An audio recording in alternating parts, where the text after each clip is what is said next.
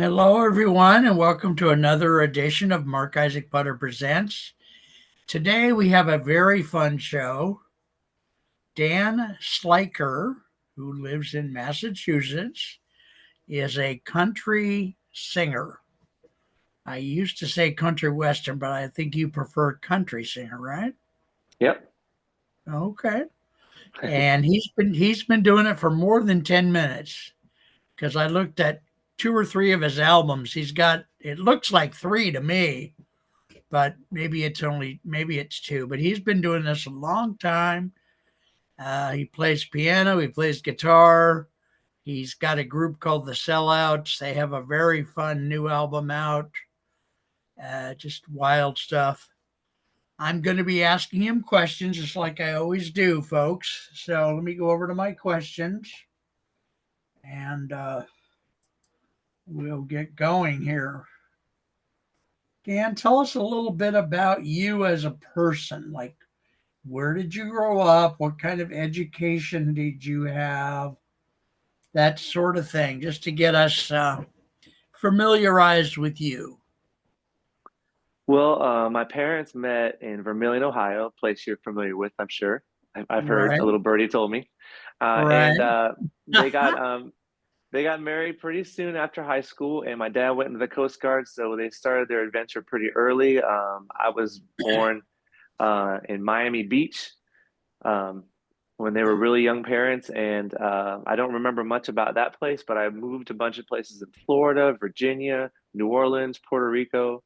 New Orleans again, Okay, and then settling in South Florida. So my dad being in a bunch of different places was kind of like a cool childhood for me.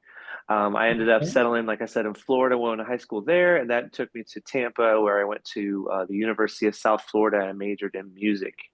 And then I changed to music education because one of my professors says you don't practice enough, and uh, maybe you want to think about going into like something like teaching because I've seen you with your okay. classmates and everything, and you seem like you have that good personality. So actually, I was a pretty good natural teacher, and I went into teaching. I taught in Florida schools for about 13 years. Oh So that my was goodness. my, What grade level? I did everything. I kind of graduated. I started with elementary school. I got a job before my internship was even over teaching elementary music.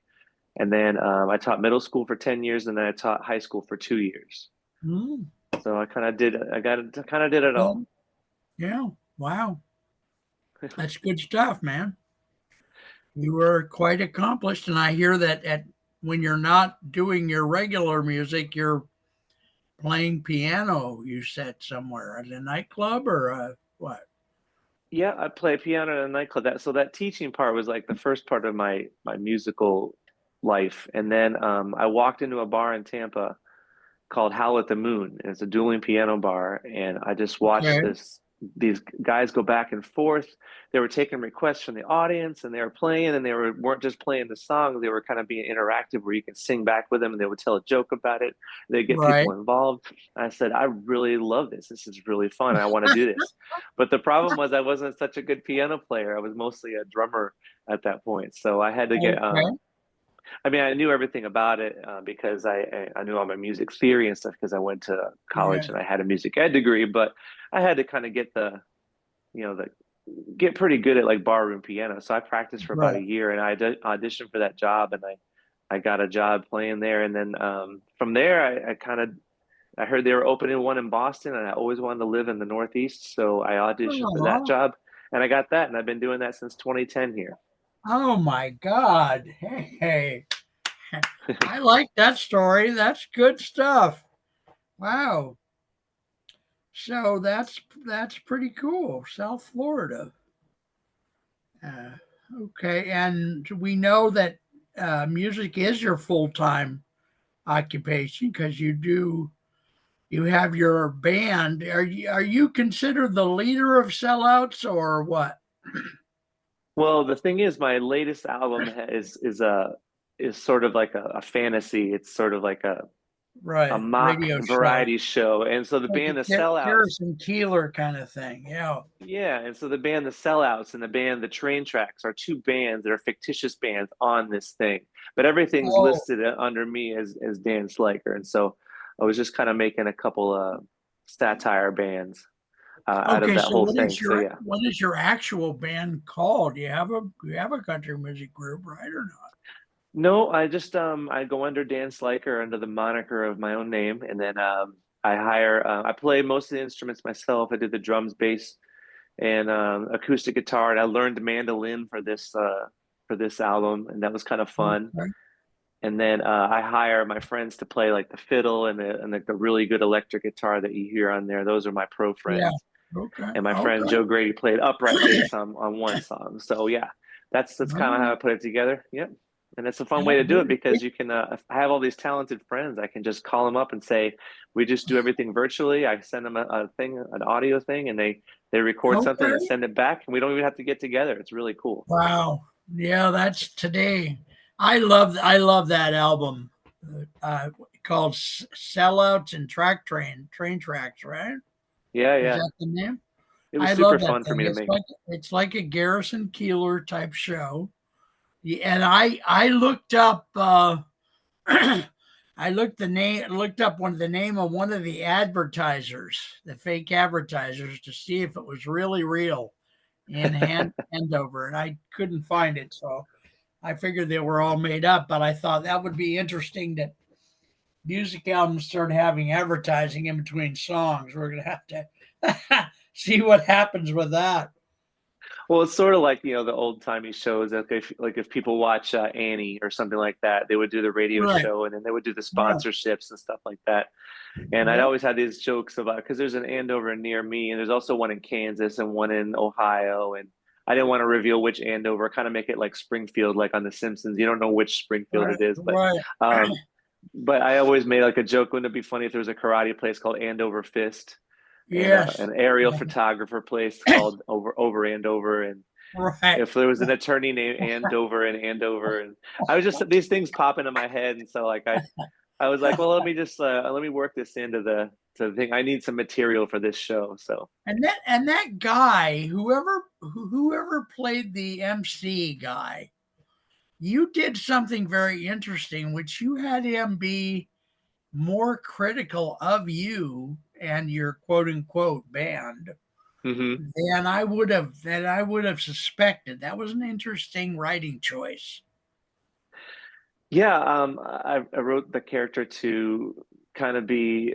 I wrote the setting to kind of be in a more traditional country setting, and so when these guys come in with their drum machines and Right, blazing right. electric guitars, that might not go over as well in this particular setting. Even though when people listen to it, they can choose to gravitate toward one of the styles or the second style that I display on the record with the Train Tracks band.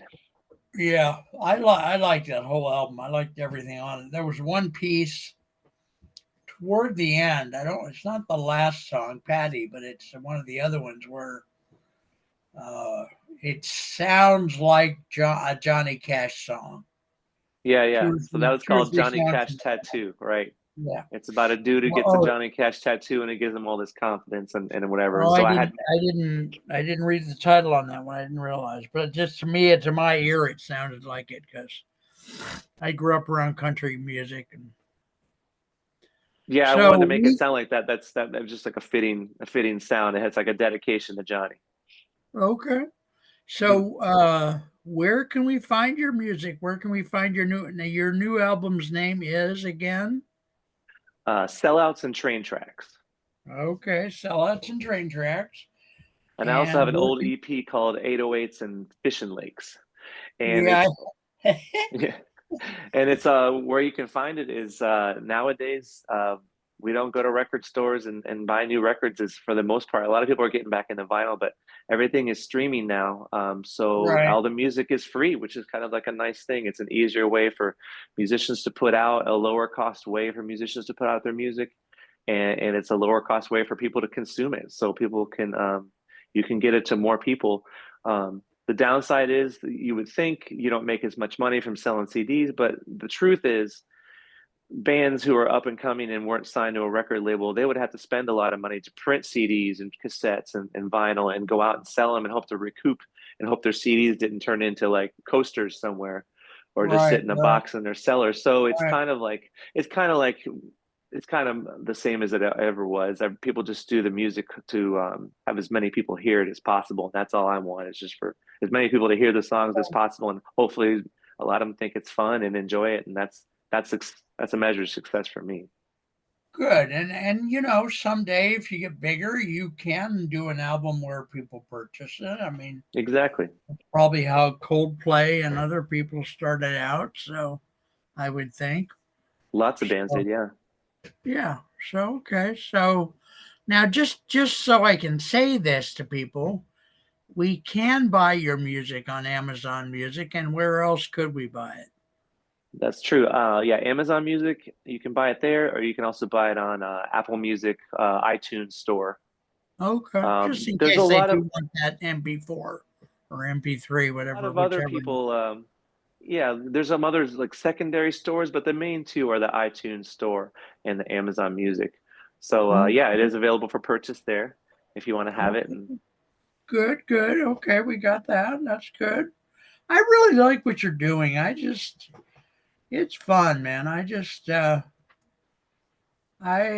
this helped me a lot because, you know, like I say, my family was, when growing up, we were all Western, and like I told you on the machine, Earl Flats and Lester Scruggs, and you know, Waylon Jennings and Tammy Wynette, and uh, uh, I forget who got her start on the Porter Wagner show. Dolly Parton. Remember hmm that? Remember that? Well, you probably don't because you're not old enough. But there was a TV show back in the probably early '60s, might have been late '50s, called the Porter Wagner Show, and Dolly Parton got her start there. I just So, went to Nashville earlier this year, and I went to the Country Music Hall of CMA? Fame, and I went to the Grand Ole Opry and stuff, and they showed footage of that show and a lot of Okay, other shows too. So that was kind of neat. all right. Have you ever gotten to the CMAs just as an audience member, or Nope, I'm not really that connected into the Nashville scene, or I'm just kind of just doing it from the outskirts here. And but okay? I did enjoy my visit there, and really saw a bunch of legends at the Grand Ole Opry and Yeah, Country Music Hall of Fame. That was really cool. very nice, very beautiful. So, and how big is the country scene in Massachusetts? It's not too big, but country music is kind of made its way here, where there's a lot of people who like at my piano club, for instance. Uh, when I first got here in 2010, the country was pretty. I don't know. It wasn't really hadn't really saturated the market yet, but then a couple of recent artists have really gotten big in the social media community, and Okay, streaming and everything. And so country is really big. I can play country half the night some nights, and it will go over. And so even though there's not a lot of you know people playing country clubs here, there are a couple. It's not huge, but there's a couple places to play stuff if you want to. now you're working playing piano at one place, one nightclub, and you do that 5 or 6 days a week, right? Or what? Yeah, I do that 4 nights a week, and then I also play in the summers. I play some solo piano stuff at a bar in Nantucket called Club Car, and Okay. I play some weddings and corporate events. Like if people come into our club and they want to have our act at their corporate party or wedding or birthday party or whatever, I take a couple fake pianos and a sound system out there, and then we do the show for them off site. So I do those also. Yeah. Okay. Now, so when and where will you be singing this album? Will you be out at a club somewhere doing records, songs from the album, or not? On another day of the week? That's what I want to do. I want to do either some day gigs or some Sunday gigs. And when I'm, on my off days, book a bunch of places where I could actually tour as myself instead of just playing all request piano songs and stuff like that. Yeah. So I am planning a tour and maybe not like an official tour like the big famous people do it, but like Right, right. playing a lot of bar dates and having a specific show that I can take my acoustic and my laptop and play along to my album tracks and maybe have some video playing in the background and make it like a show that I can take anywhere. Right. Would you bring some of your friends or not to play with you or not? Well, all my friends have heard it, and if I did a local show, I'm sure one of my friends would come out. But I really want to have this. I want to play this stuff for people who haven't heard it and don't know me because it's a different thing, you know, to spread the word and have people Yeah. like actually like your music, and they don't have to say they like it because they're your friend or your mom. So. Right, right. Well, I mean having friends come and play with you when you're playing there. Oh, I see. I see. As musicians, Yeah. yeah, it's really hard to put together a band to afford it. You know, when you don't have like the Yeah. budget. So Right. what I would do is I would take my tracks that I created on my computer on my home studio, and I take Okay. out my vocals and take out my acoustic guitar and I'll play it. I'll play along with it, and Okay. hopefully try to make up in enthusiasm what not having a band took away. All right. Well, yeah, and I set up a couple things here in case I got to find it, but I've got do I have it here? I hope I do. Maybe I don't. I thought I had your YouTube set up here, but I can do it. Would you like me to play a song or part of a song from your new album? Because if I play it on the computer or if I play it on my phone, either one, it ought to play. Would you think or not? Would it do that? I'm not really sure. All Whatever right, you let me work on that. Let me see if I can do that. I okay. thought I had it set up, but then I was I was nervous about today's show. I want you to know. I just Because of my wanted to make intimidating sure it went celebrity well. status. I I like. Let me. Oh, it's got a commercial. All right, now I've got it queued up here on the phone, and the phone obviously can play into. Here it comes. Is that okay? This is a. Here, let me.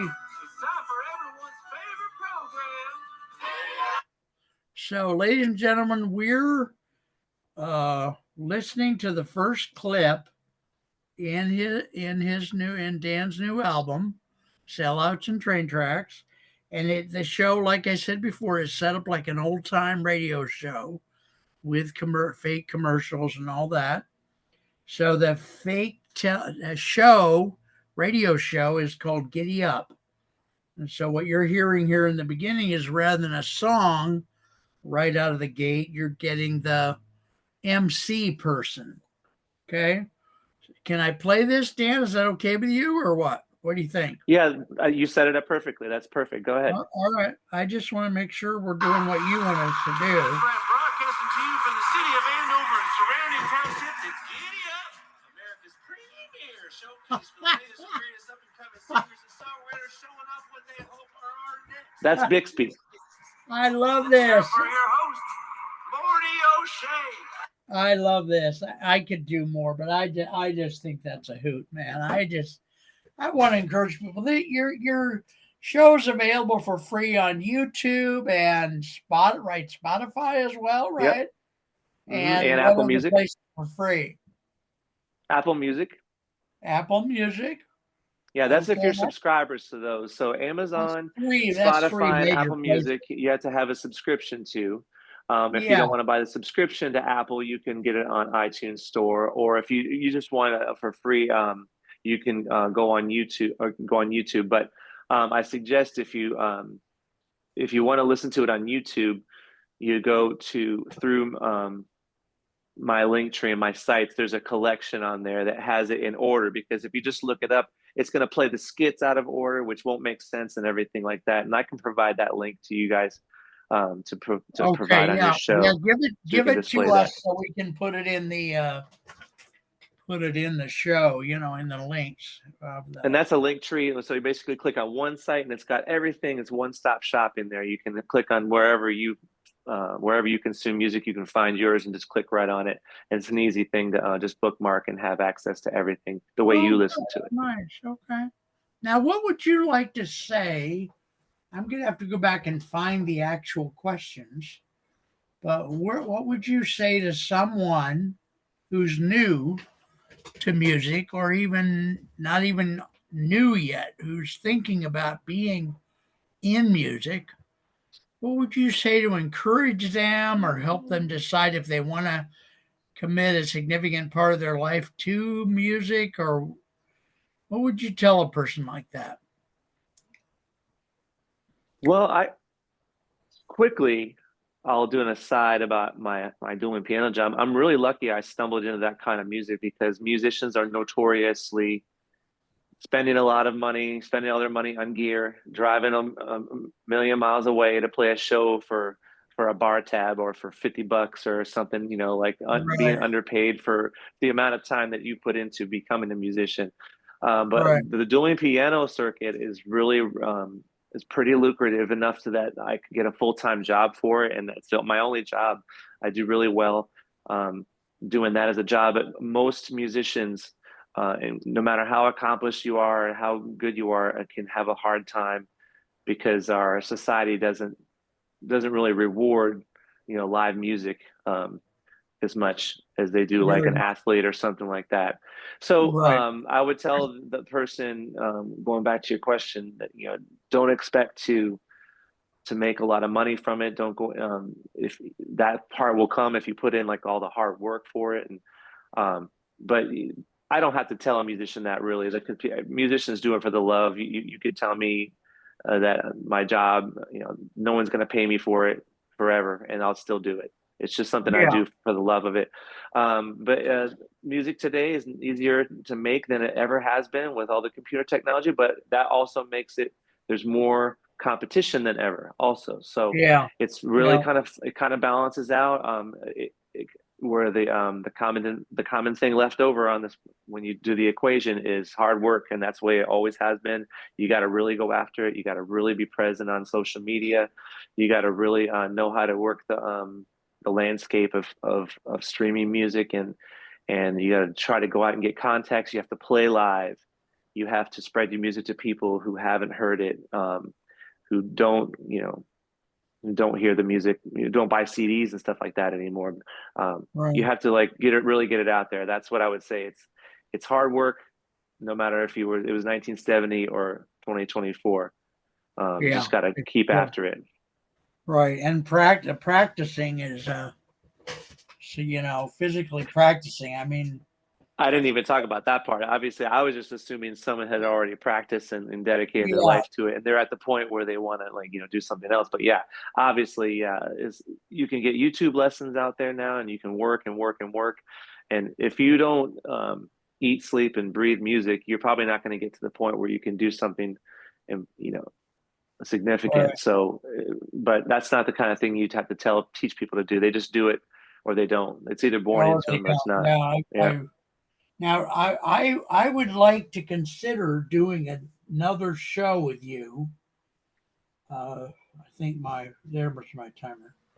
I'd like to consider doing another show, and I didn't ask you this in advance, but would you consider doing another show today or not? The thing I want to focus on in the second show, and I'm kind of putting a teaser in here for the audience, is the article that was written about you in Rattle and what they and others have had to say about your style and how it's different than the quote unquote traditional country style, and how it's similar and where that's going. Like, it seems to me that what you're doing is going to be a niche, or is already a niche in country music that is prominent. It's going to be there. It's going to grow. So, Yeah, I'd love to do a second show. I can do it today. all I right. do. We're all set up and everything. Yeah, I would love to Yeah. talk about the concept, because I'm not All famous right. enough to do a concept album, but I did one. Well, no, I want to talk about that more because I read the Rattle article. Well, I have a learning disability, but I read it twice, but I still there's a lot to learn. So, yeah. So, ladies and gentlemen, we are going to close up our show, and as you know, we're going to do another show, and it'll be labeled show number 2. We've been visiting today with the wonderful, lovely, and handsome. If you don't believe me, ask his wife. I'm trying to find. I can't find where I've got the show here because I'm looking at the question screen. So we want to thank you for visiting with us. We've been talking today to Dan Slyker, who is a country singer, country songwriter, and we like him a lot. I believe he's in one of the cutting edge places in country music. It is evolving like everything else on the planet. So thank you everyone for watching, and we'll see you next time. Thank Take you for care. having me. You're welcome. You're very welcome.